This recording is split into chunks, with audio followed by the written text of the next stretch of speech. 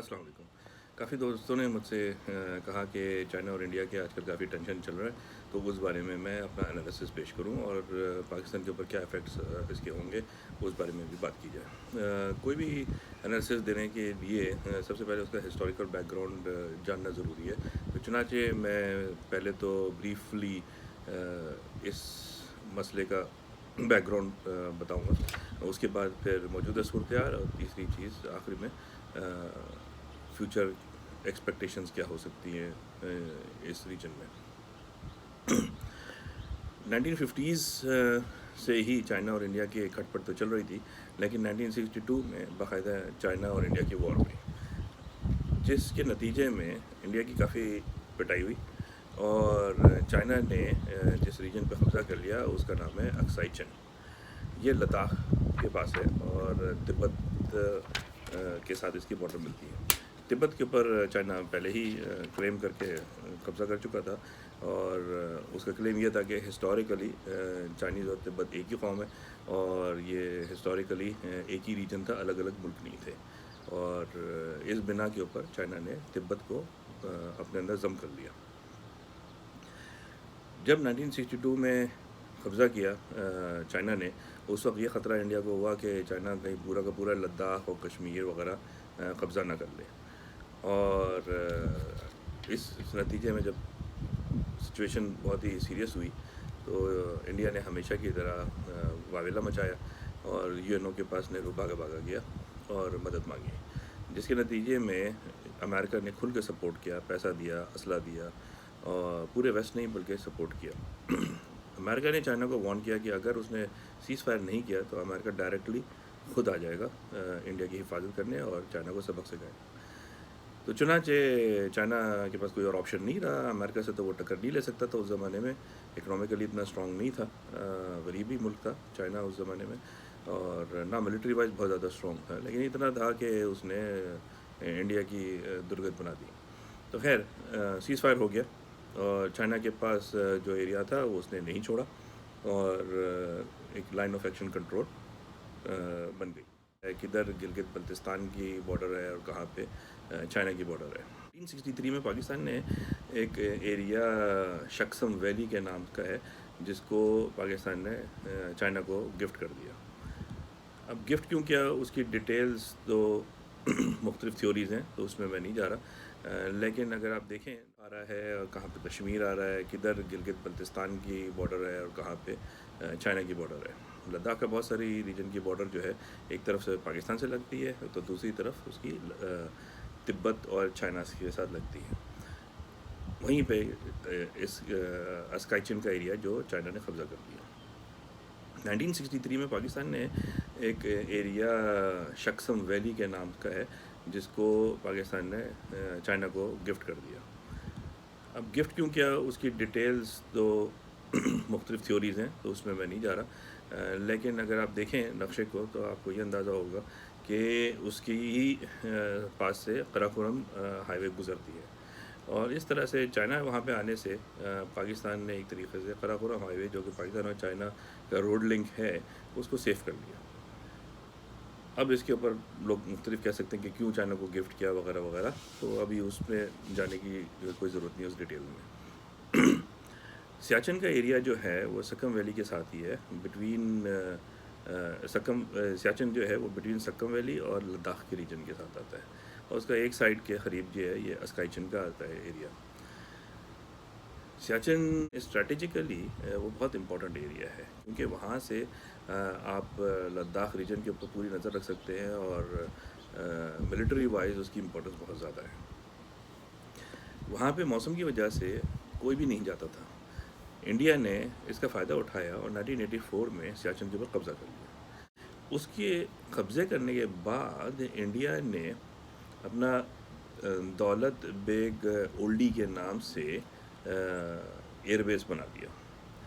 अब वो सियाचिन पे कब्ज़ा करने की वजह से ये जो एयरबेस है DPO, वो सिक्योर हो गया उनका, और वो इतना इम्पोर्टेंट एयरबेस है कि जहाँ से इंडिया चाइना के ऊपर भी अटैक कर सकता है, पाकिस्तान के ऊपर भी अटैक कर सकता है।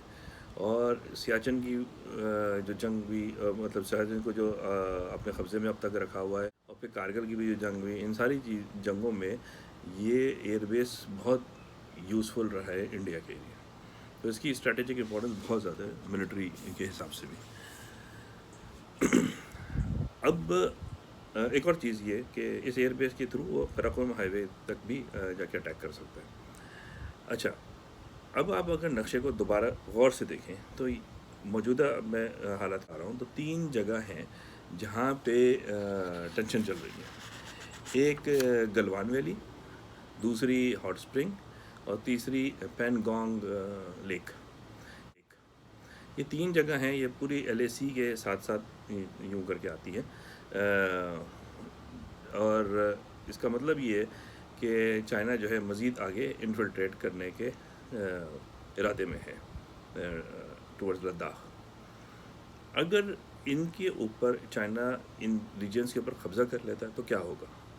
ان کے اوپر قبضہ کرنے سے یہ ہوگا کہ آپ کا جو راستہ ہے، مطلب انڈیا کا جو راستہ ہے سیاچن تک، وہ کٹ آف ہو جائے گا. ڈی بی او جو ایئر بیس ہے وہ بھی کٹ آف ہو جائے گا. یعنی کہ انڈیا یہ دونوں چیزیں لوز کر جائے گا آٹومیٹکلی اگر یہ 3 اسپاٹس کے اوپر چائنا کنٹرول کر لیتا ہے. تو جب ان کا لنک ہی کٹ جائے گا سیاچن سے اور ڈی بی او سے، تو ڈیفنس وائز انڈیا ایک دم کمزور پڑ جائے گا اس ریجن کے اندر. اور اوبیسلی چائنا اسٹرانگ ہوگا اور اس کا فائدہ پاکستان کو بھی ہوگا. پاکستان کو اس طرح سے ہوگا کہ جو سی پیک ہے وہ محفوظ ہو جائے گی. اور سی پیک کے محفوظ ہونے میں صرف پاکستان کا ہی فائدہ نہیں ہے، چائنا کا بھی ہے. اس طرح سے کہ چائنا نے یہ کوئی ایسی خیرات نہیں بانٹی ہے.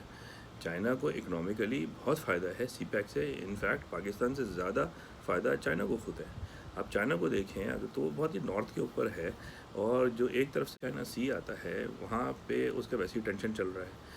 اس پورے ریجن میں ساؤتھ چائنا سی میں جاپان ہے، کوریا ہے، پھر اس کے بعد نیچے فلپین ہے.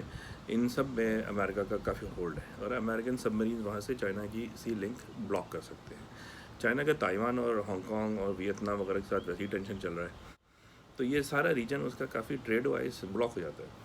دوسری طرف سے جو ہے وہ بھی سینٹرل ایشیا وغیرہ تو آتا ہے، لیکن آپ نیچے اگر آپ نے جانا ہے مطلب باقی ایشیا کی طرف اور افریقہ یا مڈل ایسٹ کی طرف جو ٹریڈ ہے وہ اس کا کوئی لنک ہی نہیں بن پاتا چائنا کا. اور سی جو ساؤتھ چائنا سی کے تھرو آتا ہے وہ بہت لمبا راستہ اس کو پڑتا ہے.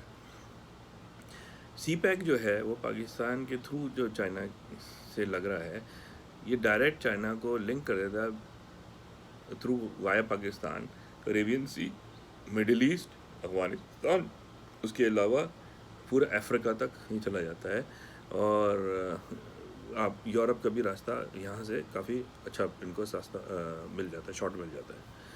تو یہ سارا چائنا کو فائدہ ہے. اسی وجہ سے چائنا نے اب تک $80 بلین تو ویسے لگائے ہیں اور $50 بلین تو پاکستان کو دیے ہیں لون کے طور پہ تاکہ اپنا انفراسٹرکچر ڈیولپ کرے. تو یعنی $140 بلین سے زیادہ کی انویسٹمنٹ چائنا کی صرف یہ سی پیک کے اوپر ہوئی ہے. اب یہ سی پیک صرف گوادر تک کی بات نہیں ہے. سی پیک کے تھرو وہ جیسے میں نے کہا کہ مڈل ایسٹ اور پھر افریقہ تک ان کا لنک جاتا ہے. اور پھر ساری آئل کی جو امپورٹ ہے چائنا کے اندر وہ بھی اس کے تھرو ہوگی. ان کا جو ایکسپورٹ ہے سامان سارا چائنا جو سپلائی کرے گا وہ بھی اس کے تھرو ہوگی. تو پورا لنک سے پاکستان کو بھی فائدہ ہوگا اور چائنا کو زیادہ فائدہ ہوگا. تو اب چائنا کے لیے بہت ہی امپورٹنٹ ہے کہ کسی طرح سے اس کو سیف رکھے. اچھا، دوسری طرف انڈیا کو پرابلم کیا ہے؟ انڈیا کو پرابلم یہ کہ وہ اپنے آپ کو چائنا کا اکنامیکل رائول سمجھتا ہے، یا حقیقتاً ہے بھی. اور انڈیا کو امریکہ نے جو پیچھے سے پش کیا یا تھپکی ماری ہے چائنا کے خلاف یوز کرنے کے لیے، وہ اسی وجہ سے کہ امریکہ چائنا کو لانگ ٹرم میں اپنا حریف سمجھ رہا ہے to compete as a world super power. تو یہ سچویشن آ گئی. چائنا کی اکانومی پچھلے 10 سال کے اندر تو ایکسٹرا آرڈنری اوپر گئی ہے، اور یہ تھریٹ امریکہ کو ہو رہا ہے کہ یہ اور اوپر جائے گی تو امریکہ کی جو سپریمیسی ہے اس کو چیلنج ہو جائے گی. اب چائنا جو ہے ملٹری وائز بھی اسٹرانگ ہے، فائنینشلی بھی اسٹرانگ ہو گیا، اکانومی اس کی بہت اسٹرانگ ہے. اور اگر آپ دیکھیں تو چائنیز قوم بہت ہی پیٹریوٹک ہے. وہ بغیر ہتھیاروں کے لیے بھی لڑ لیتے ہیں، اور ان کا کام لڑنا مرنا وہ بہت عرصے سے ہے اگر آپ ہسٹری اٹھا کے دیکھیں چائنا کی. ٹھیک ہے، تو اب جو سچویشن یہ ہے کہ انڈیا نے کیا سوچا ہے. انڈیا نے یہ سوچا کہ سی پیک کو کسی بھی طرح سے ختم کیا جائے. سی پیک کو ختم کرنے کے لیے انڈیا بہت عرصے سے اب کلیم کرنا شروع کر دیا اس نے گلگت بلتستان کے اوپر، اور یہ کہہ رہا ہے کہ گلگت اور بلتستان جو ہے وہ انڈیا کا حصہ ہے، اور پاکستان نے اس کے اوپر ناجائز قبضہ کیا ہوا ہے، اور یہ سی پیک جو ہے وہ اللیگلی کنسٹرکٹ کی جا رہی ہے بغیر انڈیا کی اجازت کے۔ یہ ایک الٹا سیدھا سا اس کا وہ ہے موقف جس کے اوپر وہ چل رہا ہے۔ اور اب انڈیا کا جو پلان ہے جو نظر آتا ہے وہ یہ ہے کہ وہ کسی طرح سے گلگت اور بلتستان کے اوپر قبضہ کر لیں۔ اب وہ قبضہ کرنے کے لیے یہ جو دولت بیگ اولڈی ایئر بیس ہے یہ اس کے لیے بہت امپورٹنٹ ہے۔ اس کے علاوہ جو ہے یہ سارا جو ریجن ہے سیاچن کے تھرو جو آگے جاتا ہے کہ قراقرم ہائی وے کو بلاک کرنے کے لیے اور گلگت بلتستان پہ قبضہ کرنے کے لیے۔ ریسنٹلی آپ یہ بھی دیکھیں کہ انہوں نے موسم کی رپورٹیں بھی پیش کرنی شروع کر دی اپنے انڈین چینلز کے اوپر، جیسے یہ ان کا اپنا ملک ہے۔ اینی ویز، تو انڈیا اگر خدا نخواستہ گلگت بلتستان پہ قبضہ کرتا ہے تو اس سے انڈیا کو کیا فائدہ ہوگا؟ اس سے انڈیا کو یہ فائدہ ہوگا کہ ایک تو سی پیک ختم ہو گیا، تو چائنا کے سارے آگے اکنامیکل راستے کو اس نے بلاک کر دیا۔ دوسرا اس کو یہ اکنامک فائدہ ہے کہ سینٹرل ایشیا تک اس کی رسائی ہو جائے گی، روڈ لنک ہو جائے گا، جو بہت عرصے سے وہ پاکستان کے تھرو کرنا چاہ رہا ہے اور اب تک کامیاب نہیں ہوا کیونکہ حرکتیں بھی اس کی ایسی ہیں۔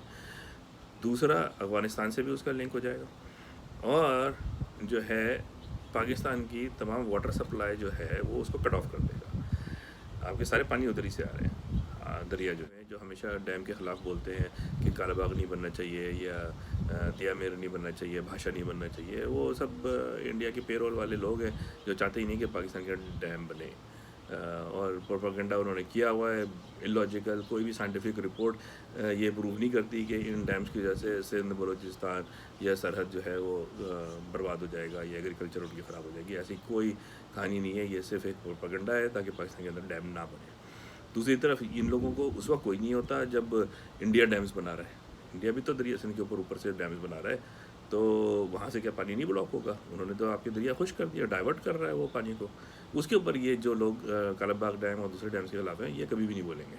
تو خیر تو سچویشن یہ ہے کہ اس وقت انڈیا کی پلاننگ یہ ہے کہ کسی طرح سے گلگت بلتستان پہ قبضہ کیا جائے، سی پیک کو ختم کیا جائے۔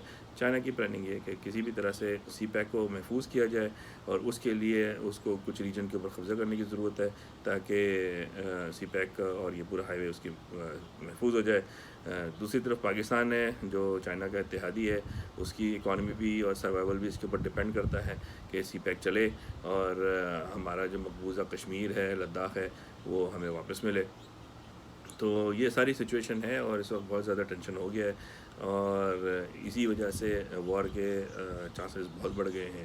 اور کوئی یہ سمجھتا رہے کہ بھئی وار نہیں ہوگی، تو بھئی آپ ہسٹری اٹھا کے دیکھ لیں، جتنی بھی وارز دنیا میں گئی ہیں ان کی دو وجوہات ہوتی ہیں۔ نمبر ون اکانومی، اس کے اوپر ہوتا ہے، دوسرا ریلیجس۔ لیکن جو ریلیجس کا بھی نعرہ مارا جاتا ہے ریلیجن کا، اس کے پیچھے بھی اکانومی زیادہ ہوتی ہے، باقی ریلیجن کا نعرہ زیادہ مارا جاتا ہے، یوز کیا جاتا ہے۔ تو یہ سچویشن ہے۔ میرے خیال میں اگست یا اگست کے بعد کا جو وقت ہے وہ بہت ہی کروشل ہے۔ وار کے چانسز بہت زیادہ ہیں اس میں۔ وار کوئی بھی نہیں چاہتا، کوئی انسانی آدمی وار کی بات کرے، لیکن جب سروائیول کی بات آتی ہے تو آپ کو اپنا ڈیفینس کرنا ہوتا ہے، اور ڈیفینڈ کرنے کے لیے آپ کو اوفینس بھی کرنا پڑتا ہے۔ تو یہ ساری سچویشن ہے۔ یہ میرا انالیسس تھا۔ اب آگے آپ لوگ دیکھیں، نقشے کو بھی غور سے دیکھیں، سمجھنے کی کوشش کریں۔ ہمارے وزیر اعظم صاحب تو کہتے ہیں ہم وار نہیں چاہتے۔ بھائی آپ کا ریجن وار سے بھرا ہوا ہے، ہسٹری اٹھا کے آپ اگر پڑھنے کی زحمت کریں تو پچھلے 1200 سال سے یہاں پہ وارز مختلف علاقوں میں چلتی رہی ہیں، اور وہ کس طرح کی وارز ہوئی ہیں، کس طرح کا بلڈ شیڈ ہوا ہے وہ بھی دیکھ لیں۔ اور یہ آپ انیویٹیبل چیزوں کو آپ ٹال نہیں سکتے۔ آپ جو وار کے ریجن میں بیٹھے ہیں، وار ہو رہی ہے، تو پھر آپ کو تیاری کرنی ہوگی۔ تھینک یو، خدا حافظ۔